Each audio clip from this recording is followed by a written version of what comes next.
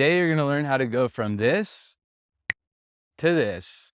The feature you're going to learn today is called green screen.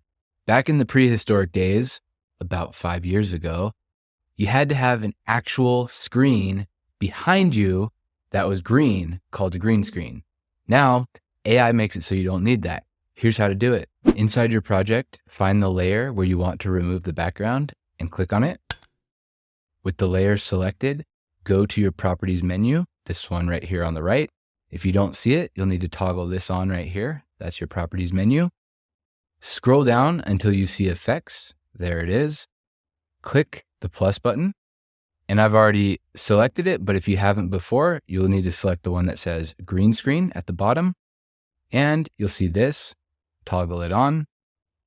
And if this is your first time applying it, you'll see a notification right there telling you that green screen is processing, and it'll take anywhere from a few seconds up to a few minutes, depending on the length of your video.